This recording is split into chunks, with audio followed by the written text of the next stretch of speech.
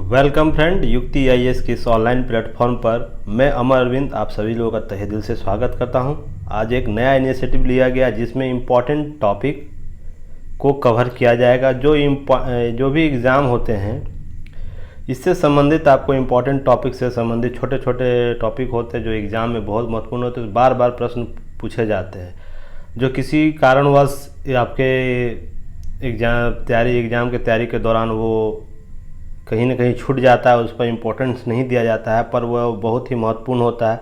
उससे छोटे एक दो प्रश्न आपसे एग्ज़ाम में किसी भी एग्ज़ाम में देखने को मिलेंगे। वो आपका एग्ज़ाम यूपीएससी हो, पीसीएस स्तर का हो या वनडे एग्ज़ाम कोई भी हो, उससे आपको प्रश्न इसमें देखने को मिलेंगे। तो उसी के संदर्भ में एक इनिशिएटिव लिया गया जिसमें इम्पोर्टेंट टॉपिक को कवर किया जाएगा। ये मुश्किल से 5 से 7 या 10 मिनट का वीडियो होगा जो शॉर्ट टर्म में होगा। उससे अधिक चीज़ों को शामिल करने का प्रयास किया जाएगा जो परीक्षा उपयोगी होगा। चलिए देखते हैं। आज उस पर सबसे पहला आज के टॉपिक में चर्चा की जाएगी मौद्रिक नीति समिति MPC। ये बहुत ही चर्चा रहता है बार बार। यह RBI के द्वारा गठित होता है जिसमें यह नीति निर्माण किया जाता है। संबंधित दूसरा टॉपिक है RBI की मौद्रिक नीति 2021 के संदर्भ में क्या बातें हैं उसको देख लेंगे एक नज़र से, सिलसिलेवार नज़र से। रेपो रेट या रेपो दर जो है, रेपो रेट और रेपो दर, इसके संबंधित कुछ बातें करेंगे। रिवर्स रेपो दर के बारे में आज बात करेंगे। उसके बाद भी और भी दर हैं जो RBI द्वारा मौद्रिक नीति में शामिल किया जाता है, उसे नेक्स्ट कभी शामिल किया जाएगा।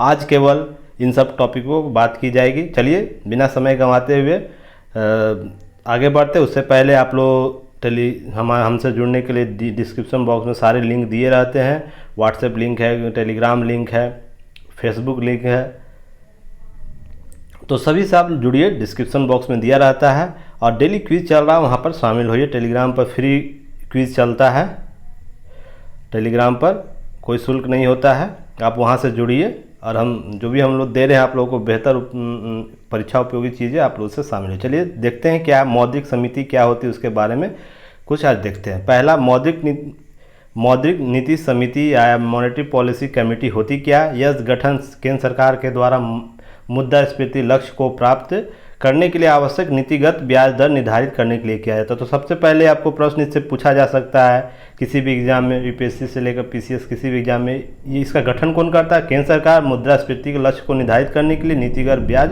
दर निर्धारित किया जाता है इसके संदर्भ में। मौद्रिक नीति का तात्पर्य क्या है? आर्थिक नीति के अंतर्गत उद्देश्य को प्राप्त करने के लिए दृष्टि से ब्याज दरों, मुद्रापूर्ति, ऋण की उपलब्धता जैसे परिणामों की विनियमित करने के लिए केंद्रीय बैंक अर्थात RBI, भारत का केंद्रीय बैंक कौन है? RBI, नियंत्रण में मौद्रिक साधनों का उपयोग किया जाता है। तो आपको PT ओरिएंट यहाँ से बात देखने को मिलेगा। नेक्स्ट है MPC को MSF, रेपो दर, रिवर्स रेपो दर और लिक्विडिटी एडजस्टमेंट फैसिलिटी सहित विभिन्न नीतिगत दरों को तय करने की जिम्मेदारी सौंपी गई है। तो ये सौंपी गई है इसका, ये किन किन चीज़ों को लेकर? MSF, रेपो दर, रिवर्स रेपो दर, लिक्विडिटी एडजस्टमेंट। फिर इसमें कौन से सदस्य होते हैं? 6 सदस्यीय समिति होती है जिसका वर्ष में कम से कम 4 बार बैठक होती है। बीपीएससी में ये प्रश्न आपको पूछा गया है, बीपीएससी में, यूपीएससी में भी ये प्रश्न यहाँ से पूछे गए हैं। वनडे एग्जाम में तो पूछे ही जाते, किसी भी राज्य स्तरीय एग्जाम होता है उसमें पूछा ही जाता है। MPC के बैठक के लिए कोरम या कोरम की जो बैठक होती है वो कितने सदस्यों की होती है? 4 सदस्यों की होती है। कम से कम 4 सदस्य होंगे तो ही बैठक शुरुआत होगी। MPC के प्रत्येक सदस्य का एक मत होता है और मतों की समानता की स्थिति में राज्यपाल के पास दूसरा निर्णायक यानी गवर्नर, अर्थात जो गवर्नर होता है RBI गवर्नर, यहाँ राज्यपाल का अर्थ ये होता है RBI गवर्नर जो होगा उसका निर्णायक मत होता है, वो किस फेवर में वोट देता है। चलिए नेक्स्ट देखते हैं। मौद्रिक नीति 2021 क्या है उसके संबंध में बात करेंगे। भारतीय रिजर्व बैंक के गवर्नर कौन है? शक्तिकांत दास, जो आज चालू वित्तीय वर्ष 2021-22 के लिए अगस्त RBI मौद्रिक नीति 2021 की घोषणा की है। तो मौद्रिक नीति 2021 के लिए की है, किस वर्ष के लिए की है? 2021-22 के लिए की है। चलिए नेक्स्ट इसके संबंध में क्या बातें हैं। RBI मौद्रिक नीति समिति उभरती घरेलू और वैश्विक समष्टि आर्थिक वित्तीय स्थितियों का आकलन के आधार पर यह निर्णय लेता है। तो किसके आकलन पर लेता है? घरेलू और वैश्विक जो भी गतिविधियाँ होंगी उसके संबंध में निर्णय लेता है। आरबीआई ने भी रेपो दर को 4% और रिवर्स रेपो दर को 3.35% पर अपरिवर्तित रखा, अर्थात पूर्व में यह बनाया गया था, MPC के द्वारा निर्णय लिया गया था, पिछले जो बैठक हुई थी उसमें उसी को बरकरार रखा है। तो सबसे पहले प्रश्न में आपको तो यहाँ से रेपो दर कितना प्रतिशत ये पूछा जा सकता है, रिवर्स रेपो दर कितना प्रतिशत है। तो चलिए फिर नेक्स्ट है आपको यहाँ पर आरबीआई ने चालू वित्तीय वर्ष 2020-21 के लिए वास्तविक सकल घरेलू उत्पाद है का विकास पूर्वानुमान 9.5% रहने बरकरार रखा। तो अर्थात ये कितना है? 9.5। वास्तविक सकल जो घरेलू उत्पाद होता है वो अनुमान कितना? 9.5%। नेक्स्ट है सीमांत अस्थायी सुविधा MSF दर और बैंक दर को 4.5% पर अपरिवर्तित रखा है, अर्थात पूर्व के ही सारे चीज़ों को यहाँ पर शामिल किया गया है जो पहले निर्णय लिए गए थे। तो बैंक दर कितना है? 4.25। फिर नेक्स्ट है मई में हेडलाइन CPI मुद्रास्फीति तेजी से बढ़कर 6.3% हो गई है, इसका आंकड़ा जारी किया गया है। आरबीआई पैनल ने वर्ष 2020-21 के लिए मुद्रास्फीति लक्ष्य को पहले के अनुमानित 5.1% से बढ़ाकर 5.7% कर दिया गया। तो कितना प्रतिशत कर दिया गया मुद्रास्फीति लक्ष्य? 5.7। इससे संबंधित बातें और भी आपको टेलीग्राम में क्विज चल रहा है वहाँ से आपको पूछा जा रहा है, साथ ही पेपर का एनालिसिस होता है वहाँ पर आपको ये सब चीज़ें आपको बताई जा रही है। तो विभिन्न वीडियो अपलोड किए जाते हैं, PDF दिए जाते हैं, उसमें सभी चीज़ें आप लोग बताइए। तो जुड़िए हमसे और जो भी सुविधा है उसका उपयोग कीजिए। चलिए नेक्स्ट देखते हैं। ऊंची मुद्रास्फीति स्तर अर्थव्यवस्था देरी से सुधार में ने पैनल को दरों में स्थिर रखने के लिए प्रेरित किया है। तो किस लिए किया? ऊंची मुद्रास्फीति दर चल रही है, अर्थव्यवस्था में देरी से सुधार हो रहा है। लॉकडाउन के बाद स्थितियां बहुत ही खराब हुई थी, जिसके बाद धीरे धीरे मूव कर रहा है अर्थव्यवस्था। बैंकिंग प्रणाली ब्याज दरें अगले कुछ महीनों स्थिर रहने का उम्मीद है। बैंकिंग प्रणाली में जो ब्याज दर निर्धारित की जाती है वो अगले कुछ महीनों तक स्थिर रहेगी। अगली बैठक में इसका निर्णय लिया जाएगा। फिर विनिर्माण और सेवा क्षेत्रों में इनपुट की कीमतें बढ़ रही है और कमजोर मांग और लागत कटौती में दिशा में प्रयास आउटपुट कीमतों के प्रभाव को कम कर रही है। इससे संबंधित निर्णय लिए गए, बताई गई है।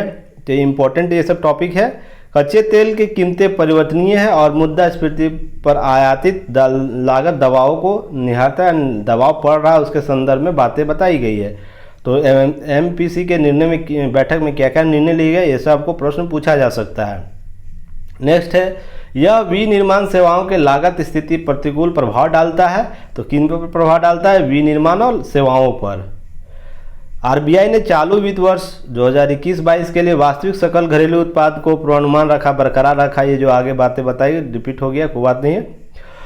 क्षमता उपयोग सुधार, इस्पात में बढ़ती खपत, पूंजीगत वस्तुओं, कच्चे उपयोग, अनुकूल मौद्रिक स्थितियाँ से संबंधित आर्थिक पैकेज आर्थिक पूर्णता को बढ़ावा देने की उम्मीद की बात की गई है। महामारी के दौरान व्यवसायों को द्वारा अपनाए गए नवनीति और वर्किंग मॉडल महामारी के कम होने के बाद क्षमता उत्पादकता लाभ प्राप्त करने में जारी रखेंगे। अर्थात जो भी मॉडल अपनाया जा रहा है व्यवसायियों के लिए, फिर पैकेज सरकार द्वारा दी जा रही है वो भी जारी रखी जाएगी।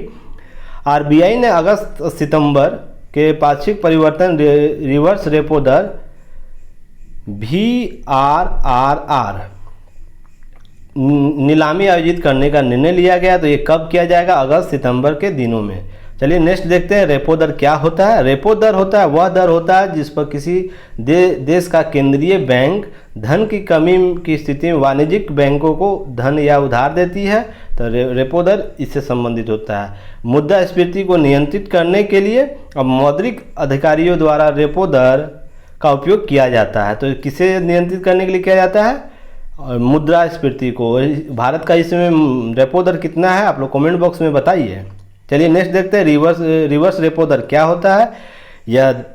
यह वह दर होता है जब किसी देश का केंद्रीय बैंक अपने वाणिज्य बैंकों को अपने अतिरिक्त धन को केंद्रीय बैंक में रखने के लिए भुगतान करता है। अर्थात कोई भी बैंक अगर रिजर्व बैंक में कोई राशि रखती है उसके संबंध में भुगतान करती है, चार्ज भुगतान करती है। रिवर्स रेपो दर भी एक मौद्रिक नीति है जिसका उपयोग केंद्रीय बैंक जो भारत में आरबीआई है द्वारा बाजार में धन के प्रवाह को विनियमित करने के लिए किया जाता है। तो रिवर्स रेपो दर का किस लिए प्रयोग किया जाता है? धन के प्रवाह को विनियमित करने के लिए।